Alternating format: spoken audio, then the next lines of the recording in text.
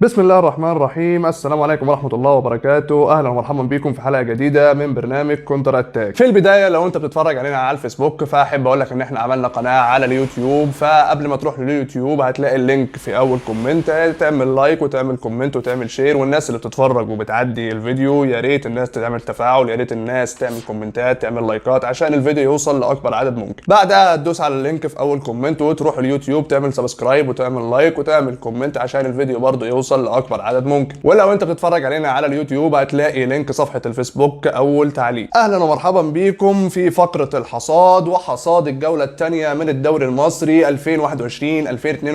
فيلا بينا.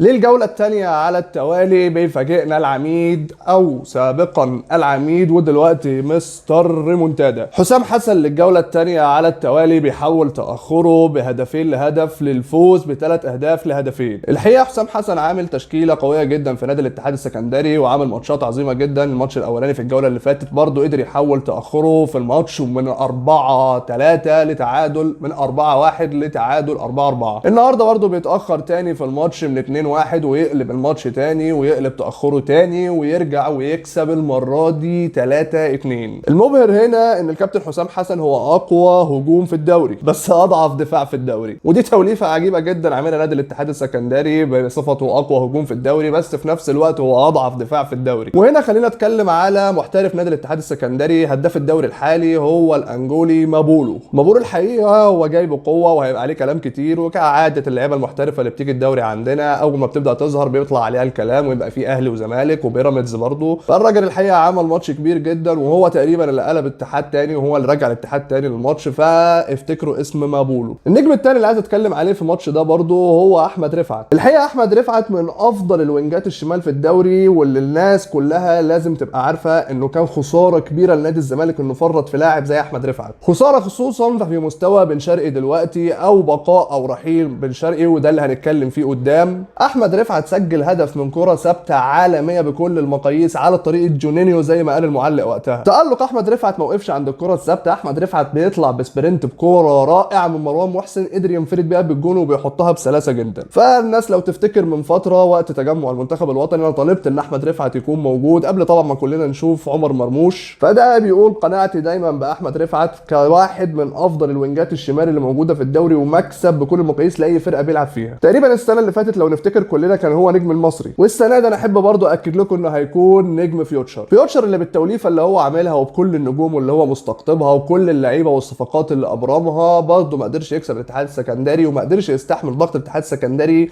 اللي تركز في كام دقيقه ورا بعضيه قدر ان هو يسجل فيهم هدفين على التوالي. وهنا طبعا احب اذكر التصريح الجميل للكابتن ايمن يونس اللي بيقول لك لازم نعذر اللعيبه عشان ما عندهاش خبره الدوري الممتاز. ايه ده؟ انت عايز ايه حضرتك؟ ايه ليه؟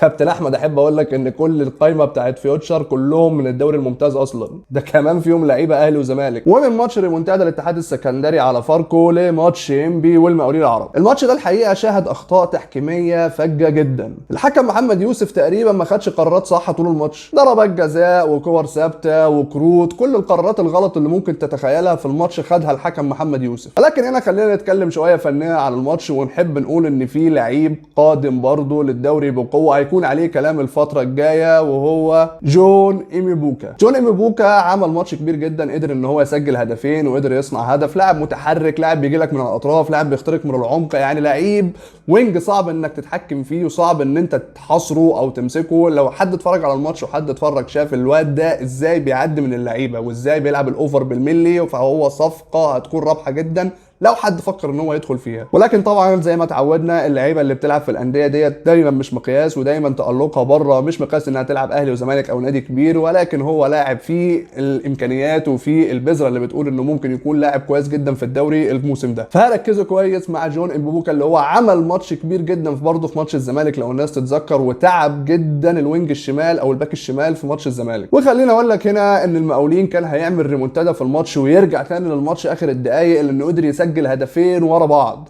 ولكن بعد ايه، خلاص بعد ما خربت بلطه انت جاي تسجل هدفين اخر 10 دقائق، كان خلاص انبي امن نفسه وضمن الماتش. ولكن بشكل عام خلينا اقول برضه ان المقاولين اتظلم في الماتش ده من قرارات الحكم اكتر بكتير ما انبي اتظلم في قرارات، يعني تقريبا قرارات الحكم كلها كانت بتخدم على انبي. وخليني هنا برضه اقول ان انا ما بشككش في ذمه الحكم او اقول ان هو موجه، واني لسه مصر على كلامي في الفيديو اللي فات وفي كل الفيديوهات السابقه ان الحكام عندنا ضعيفه وغير موجهه، وكده كده الحكام ليهم كلام كويس معانا اخر الفيديو. ومن ماتش انبي المقاولين العرب لماتش فاركو وبيراميدز. وقبل ما افتح كلامي خالص في ماتش فاركو وبيراميدز خليني اقول هنا كلمه واحده: عبد الله السعيد لسه عبد الله السعيد، يزيد عمره تقل لياقته يمشي من الاهلي يروح بيراميدز وهو لسه عبد الله السعيد. الحقيقه الناس اللي تعرفني والناس اللي متابعاني من زمان عارفه رايي في عبد الله السعيد من ايام ما كان في الاهلي وقت ما كانت كل الناس بتهاجمه. انا واحد من الناس مقتنع جدا بعبد الله السعيد وشايفه عقل مفكر في الملعب، وان اي فرقه بيلعب فيها عبد الله السعيد لازم يكون محور اللعب كله على عبد الله السعيد. عبد الله السعيد بيعوض بطئه دايما في الملعب بانه دايما شايف قدامه، دايما تمريرته بتحط اي مهاجم او اي وينج انفراد بلمسه. عبد الله السعيد لو في حالته دايما الفرقه بتاعته في حالتها، وده يفسر ان انا ما اعترضتش ابدا لما كيروش ضم عبد الله السعيد على حساب قفشه، رغم ان احنا كنا بنقول قفشه على الاقل يكون على الدكه. ولكن وجود عبد الله السعيد في المنتخب هو شيء مستحق، وهو لا زال نجم من نجوم الدوري المصري. فبعيدا عن انتماءاتنا حبنا او كرهنا لعبد الله السعيد ده ما يخليناش نقول ان عبد الله السعيد كلاعب هو قيمه كبيره جدا في الفرقه اللي بيلعب فيها ولاعب مؤثر جدا. حط كل ده في كوم بقى وتعالى اتفرج معايا على فاول عبد الله السعيد العالمي اللي سجله من مسافه بعيده جدا تقريبا من بين نص الملعب وبين ال 18. كره اتحطت بالظبط في الزاويه اللي بيسكن فيها الشيطان زي ما بيقولوا. فشابوه جدا لعبد الله السعيد على الكره الثابته اللي احنا ما شفناهاش خالص في الاهلي او شفناها مره او مرتين. فشكرا يا عم عبد الله اللي ما كنتش بتجيبها لنا في الاهلي ودلوقتي بتجيبها مع بيراميدز. وما دام اتكلمنا عن لاعب اكس اهلي فلازم نتكلم على النجم الكبير شريف اكرامي، وحش افريقيا. شريف اكرامي لسه بيمارس هوايته المفضله في انه يمسك الكوره وتفلت منه وتخش جون. ضربه جزاء لعبها رامي صبري جميله جدا في احضان شريف اكرامي، والحمد لله الكابتن شريف صدها بس سابها تاني من ايده ودخل الجون.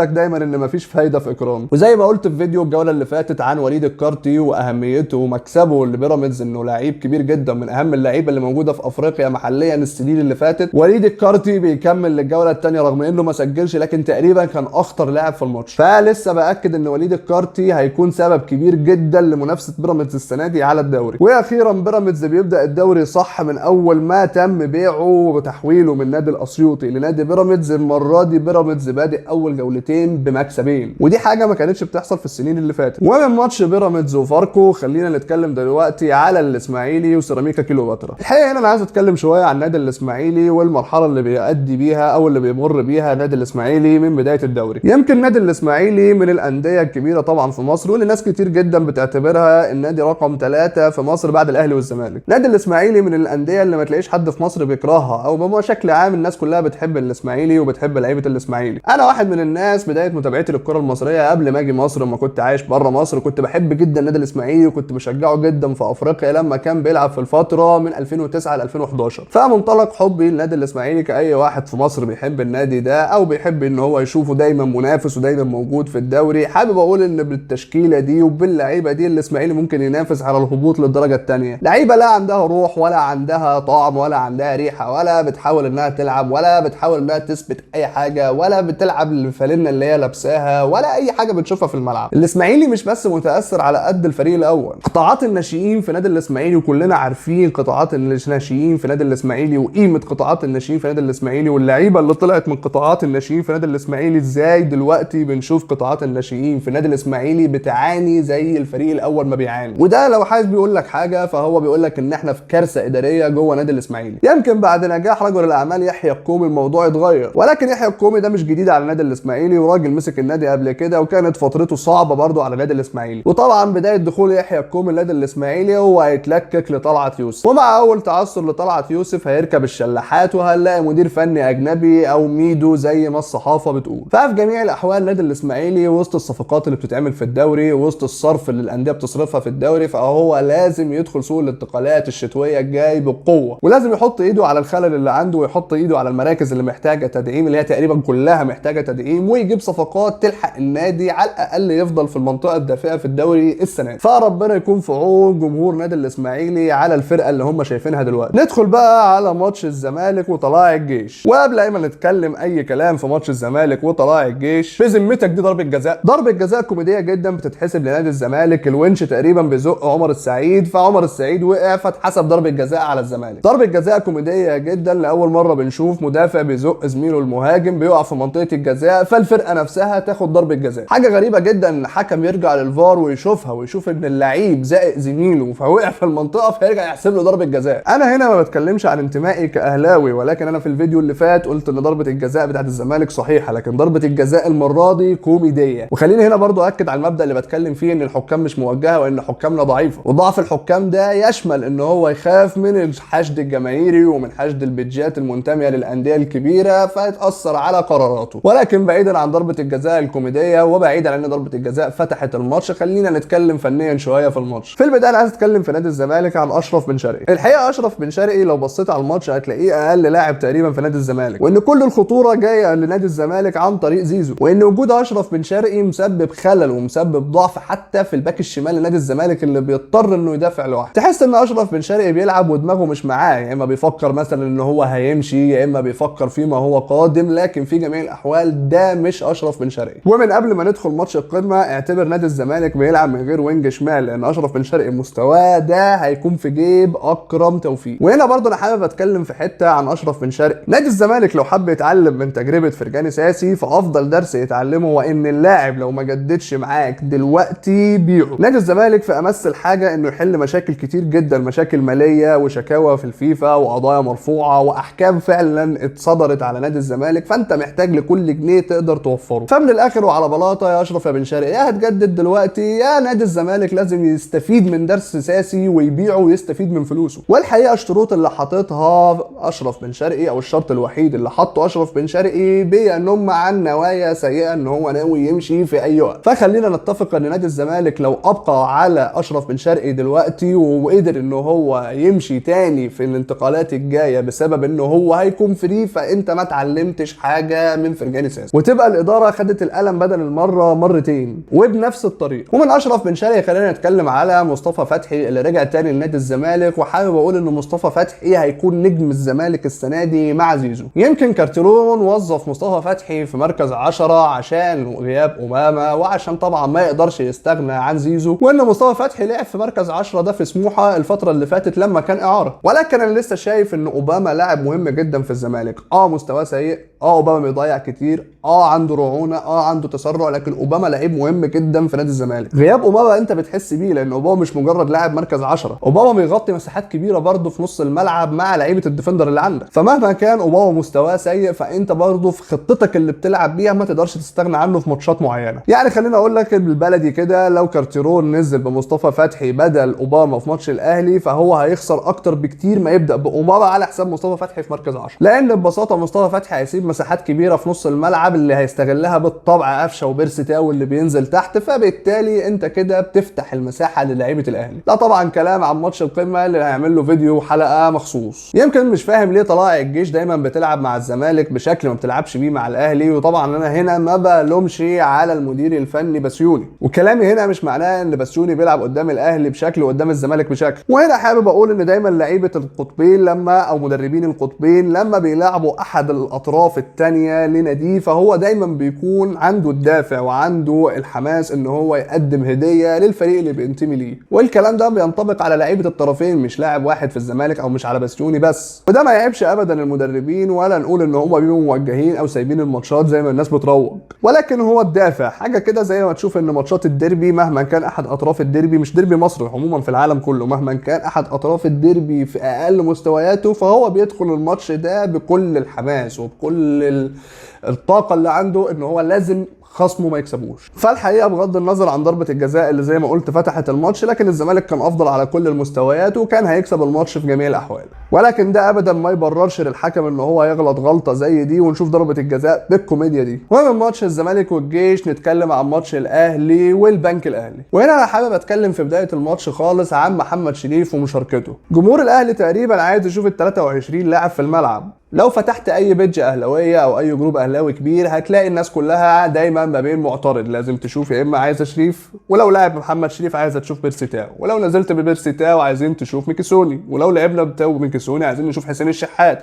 سيبك من كل ده، عايزين نشوف محمد محمود. فلو حط محمد محمود هيقول لك فين عمار، ولو نزل بعمار هيقول لك فين عبد القادر. فاحنا دايما قدام ناس كل واحد فيهم عايز يشوف اللعيب بتاعه وعايز يشوف لعيب معين، محدش بيشوف المدير الفني بينزل بتشكيله ايه او بيلعب ازاي، كل واحد عايز يشوف لعيب معين في الفرقه. فبقينا قدام جمهور عايز يشوف ال 23 لاعب كلهم في الملعب. وهنا خلينا نتكلم على الموس. بيتسو موسيماني بدا الماتش بنفس تشكيله ماتش الاسماعيلي ونزل ب 3-4-3، تشكيله لو انت اتعلمت من ماتشين البنك الاهلي في السنه اللي فاتت واللي خسروك 4 نقط في الدوري وكانوا سبب من الاسباب المباشره في خسارتك الدوري، ما كنتش عمرك هتنزل بالتشكيله دي النهارده. ولكن لا، هو مبدا اللي تكسبه العبه. عملنا ماتش كبير جدا قدام الاسماعيلي اللي كان اصلا سيء، ولما برضه شاف ان هو عمل اداء وعمل شكل للنادي الاهلي في الملعب فقرر انه ينزل بنفس التشكيله ويحافظ عليه. تشكيله قعدت شوط كامل ما شكلتش اي خطوره، او الخطوره كانت قليله جدا وعلى فترات وانت بتحاول ان انت تخترق من الاطراف وتلعب العرضيه وانت ما عندكش فرود هداف بالهيدر، فبالتالي ضيعت 45 دقيقه في اللاشيء. المميز هنا واللي يستاهل التحيه ان بيتسو موسيماني شاف الموضوع بدري وما كبرش، فمع الدقيقه 62 قرر انه يغير التشكيله وينزل تاني بمحمد شريف ويرجع تاني لتشكيلته القديمه 4-2-3-1. ومع اول الدقائق ومع اول تغييره للتشكيله محمد شريف اللي نازل جعان جدا ونازل انه هو عايز يسجل وعايز يثبت نفسه، وعمل تاني زي بدايه الموسم اللي فات نازل جعان كوره. وده اللي قلت عليه الفيديو اللي فات في حصاد الجوله الاولى، ان محمد شريف لو قعد على الدكه هينزل تاني جعان وهينزل تاني بنشوف محمد شريف اللي شفناه الموسم اللي فات. فالحقيقه كل التحيه وشابوه لمحمد شريف على ادائه وعلى غيرته على مركزه في الملعب. الغيره دي اللي انا نفسي وكل جمهور الاهلي نفسه يشوفها في محمد هاني. محمد هاني اللي لحد دلوقتي مش قادر يطلع من توب اللاعب الناشئ. محمد هاني اللي لحد دلوقتي الباكات بتتغير عليه وهو لا زال نمره 2. طب احمد فتحي اللعيب الكبير والقامه والتاريخ اللي يكون بيلعب عليك، فده حاجه ما تعبكش لان هو اسمه احمد فتحي. لكن النهارده لما اجيب لعيب ديفندر واحوله باك يمين فدي عيب قوي في حقك. عيب قوي لما اجيب ديفندر واحطه باك يمين ويثبت نفسه عليك ويكون اساسي عليك وانت لحد النهارده مش قادر تقول لاي مدرب انا اهو. محمد هاني اللي بمنتهى الرعونه اللي جنب الخط في اقصى الملعب هناك، لما الحكم بيرفع تبديل بدل ما يخرج ويساعد فرقته تقريبا بيتقمص تيشيرت البنك الاهلي وبيتمشى بعرض الملعب من اخره لاوله عشان يعمل تبديل يضيع لنا فيه دقيقتين. فللاسف محمد هاني بالمستوى ده لو كريم فؤاد حتى دخل في الماتشات ودخل في فورمته وبدا انه ياخد فرصه ممكن كمان يركب عليه، ومحمد هاني بدل ما بقى نمره 2 يبقى نمره 3. فللاسف انا حزين على لاعب زي محمد هاني ده انه لحد النهارده ما بيطورش من نفسه ولحد النهارده مش قادر يثبت نفسه رغم الامكانيات اللي عنده. وبغض النظر عن محمد هاني او اكرم توفيق، فانا شايف انه ما دام خلاص عايز تلعب بخطه 3-4-3 او عايز تلعب بان الجناحات بتاعتك هي اللي تشغلك، فبديهي يا اما تلعب بحسين الشحات او تلعب بالاقل بعمار حمدي. وخلينا نفتكر ان عمار حمدي كان بيلعب في المركز ده في الاتحاد السكندري وكان عامل اداء كبير جدا. احنا هنا بنتكلم عن باك بواجبات هجوميه اكتر بكتير من الواجبات الدفاعيه، خصوصا ان صعب جدا اي نادي في انديه الدوري انها تهاجمك، فانت بالتالي الباكات بتاعتك هتفضل دايما قدام وهتفضل دايما مشكله خطر على ال 18 بتاع الخصم. فماتش زي ماتش البنك الاهلي ده انت لو بتلعب بباك او وينج تاني جنب الوينج الاساسي بتاعك سواء كان حسين الشحات او عمار حمدي فكان هيشكل خطوره اكتر بكتير من الخطه اللي كان بيلعب بيها، خصوصا التقفير اللي كان مقفله الكابتن خالد جلال في خط الدفاع ورا كان محتاج لاعب مهاري. فانت في البدري كده كان عمار حمدي او عبد القادر حتى لو نزل هيشكل لك خطوره جدا، لان دي اللعيبه اللي بتعرف تعدي 1 على 1. ففي الحته دي انا بشيد جدا بموسيماني انه قرا الموضوع بدري وما كبرش وغير الخطه بسرعه وجابت نتيجتها على طول بهدف تقدم للنادي الاهلي. الماتش من اول دقيقه لاخر دقيقه كلها هتلاقي عينك دايما رايحه على لعيب واحد. اللاعب ده عمل كل حاجه في الماتش، قفل اكتر واحد، قطع كور اكتر واحد، باصه صح اكتر واحد، عمل تمريرات اماميه اكتر واحد، سدد على المرمى. حتى عمرو السوليه عمرو السولية كان نجم الماتش بكل المقاييس، تقريبا عمل كل حاجه في الماتش، كل كره مقطوعه هتلاقي عمرو السولية موجوده فيها، كل كره خطيره للنادي الاهلي في الخط الامامي هتلاقي عمرو السولية موجود فيه، حتى الهدف اللي انت سجلته كان بتسديده صاروخيه من عمرو السولية، اللي عاد تاني نفس الكره بعد الهدف بكام دقيقه وشاط نفس الشوطه من نفس المكان، لكن المره دي صدها حارس المرمى صح. فالحقيقه انا حابب اوجه التحيه لعمرو السولية على الاداء الكبير ده في ماتش البنك الاهلي. لحد هنا بقى وستوب، نتكلم بقى على الموس بعد ما بيجيب الهدف اللي هيتقدم بيه ويرجع تاني لعادته في الموسم اللي فات. هو ماتش البنك الاهلي بالكربون، حاجه محدش فاهمها وحاجه محتاجه لتفسير. انت ليه بتدخل الخصم تاني الماتش؟ ليه دايما بعد ما بتخلص الماتش وتبدا تسجل وتدوس على الخصم بتدخله تاني الماتش؟ الفرقه اللي قدامك بعد ما كان بيبقى دايما اقصى طموحها انها ما تزودش السكور، دلوقتي بتطمع فيك وبتركبك. فحاجه محدش فاهمها، ليه بتركب علينا الفرق بعد ما بنتقدم؟ للاسف النقطه دي لو موسيماني ما قدرش يعالجها او يفهمها هتكون سبب كبير في انه يمشي في يوم من الايام. قاعده لازم بيتسو موسيماني يفهمها، لا يليق بالنادي الاهلي ان هو يتراجع قدام اي فريق من فرق الدوري. لازم موسيماني يفصل بين الفرق اللي بيلعبها في الدوري المحلي وبين الفرق اللي بيلعبها في افريقيا. انا ممكن اتقبل جدا ان انا ادافع واتراجع قدام الترجي، قدام الوداد، قدام صن داونز في بطوله افريقيا، لكن مش ممكن ابدا ان انا اتقبل ان انا اتراجع قدام اي فريق بيلعب في الدوري المحلي. فاصبح طموح الانديه دلوقتي بعد ما تاخد هدف منك، بدل ما هي تامن وما تشيلش سكور، بقى طموحها دلوقتي انها تهاجمك عند مرماك. ما انت ركبت علينا فرق وانديه الدوري، غلطه كنت بتعملها الموسم اللي فات وقلنا هيتعلم، لكن كون انك تكررها تاني ومع البنك الاهلي نفسه تاني اللي خسرك 4 نقط، ففي حاجه غلط. ولكن بعيدا عن اي حاجه وبعيدا عن بيتسو موسيماني وبعيدا عن فنيات الماتش، انا عايز هنا اتكلم على حمدي فتحي. حقيقه حمدي فتحي بقى اكتشاف جدا في مركز الليبرو اللي تقريبا بقى كاسحه الغام في خط ظهر النادي الاهلي. كل هجمه على النادي الاهلي هتلاقي اللي بيقطعها في الاخر هو حمدي فتحي، ومعظم الكور اللي بتلاقي الريباوند تاني قدام ال 18 اللي بيستقبلها حمدي فتحي. واحده منهم اللي لفها ببطن رجله في البعيده وكانت هتبقى هدف الموسم بكل المقاييس. هدف الواحد زعل جدا انه ما دخلش من جمال وحلاوه الكوره. فهنا الواحد حابب ان هو يتغنى بجمال حمدي فتحي وبتمركز حمدي فتحي وبمجهود حمدي فتحي وبتسديده حمدي فتحي. واخر حاجه هنا قبل ما اقفل ماتش الاهلي، حابب اتكلم على الصحفي اللي سال السؤال العجيب جدا عن كهربا. وسواء كان كهربا فعلا قال له الكلام ده او ما قالوش، فانت كصحفي دلوقتي سلمت اللاعب تسليم اهالي لمدربه. طب يا اخي عايز تسال السؤال اساله، لما يسالك موسيماني عرفت منين قول مش هكشف على مصادري، لكن بمنتهى الانانيه وبمنتهى عدم التفكير وبمنتهى عدم تحمل المسؤوليه انت بتسلم اللعيب تسليم اهالي لمدربه. وهنا برضه انا حابب انتقد ردة فعل موسيماني على الصحفي اللي كان لازم ياخد صف اللعيب بتاعه وبعد كده بينك وبينه اعمل اللي تعمله، لكن انك تامن على كلام الصحفي فده مشكله كبيره في حد ذاتها. ومن المرات القليله جدا جدا اللي ما يعجبنيش فيها رد موسيماني على الصحافه. واخيرا حابب اقول ان احنا للجوله الثانيه على التوالي كل الماتشات شفنا فيها جوان، معظم الماتشات فيها عدد اهداف كبير، واكتر من ماتش شفنا فيه رجوع وكامباك وريمونتادا، او حتى ريمونتادا كانت في طريقها وفشلت في اللحظات الاخيره. وده ان دل يدل على ان اخيرا المدربين عندنا بقت عندهم الجرأه وبقينا نشوف الماتشات رايحه جايه وبقينا نشوف اجوان في الماتشات. طبعا الكلام ده ما عدا العاق ماتش المصري وسموحه، الماتش الوحيد في الدوري لحد دلوقتي اللي خلص تعادل سلبي. نقطه مهمه جدا برضو لازم نتكلم فيها، ده الحضور الجماهيري لحفله ويجز، حفله عاديه لمغني عادي حاضر فيها اكتر من 100,000 بني ادم.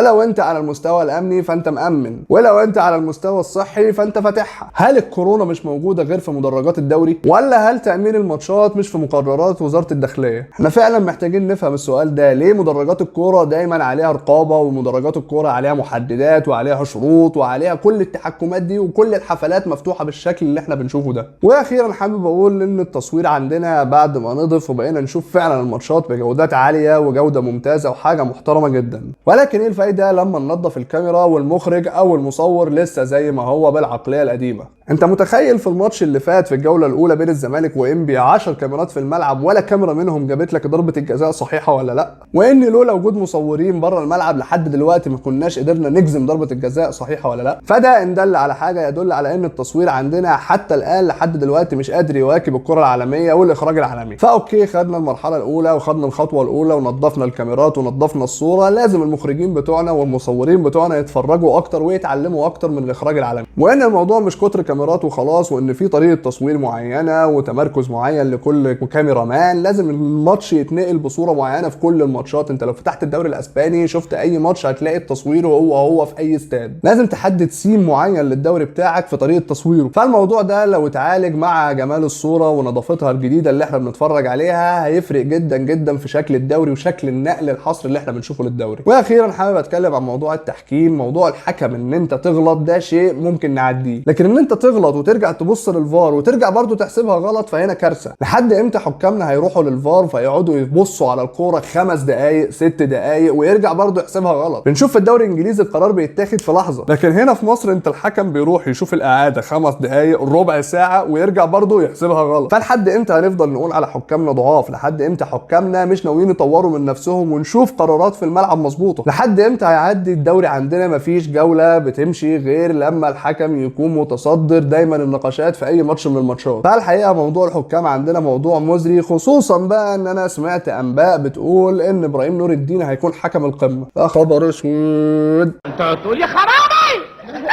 يا خرابي يا خرابي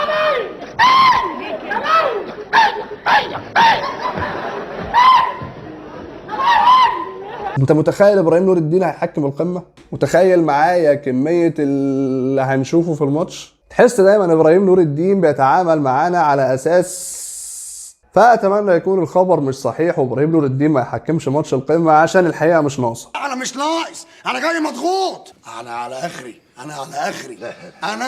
وفي النهايه اتمنى تكون الحلقه عجبتكم، واتمنى من الناس تجاوب على السؤال بتاع النهارده: مين هو نجم الجوله الثانيه؟ مستني اشوف تعليقاتكم واشوف نقاشاتكم في الكومنتات. ولو عجبتك الحلقه اتمنى تعمل لايك وتعمل سبسكرايب وتعمل كومنت، ولو انت على الفيسبوك تعمل لايك وتعمل كومنت وتعمل شير. اعمل يا جدع لايك، اقرا لي، قول لي الله ينور، ما تشتمني وفي ما كده بتقدرني، انما بتعمل تقرا وما تعملش حاجه، تبحلق وتبرق بس بالكومنت او في البوست بحلق بره، انت داخل على الفيسبوك عشان تبقى بحلق بره.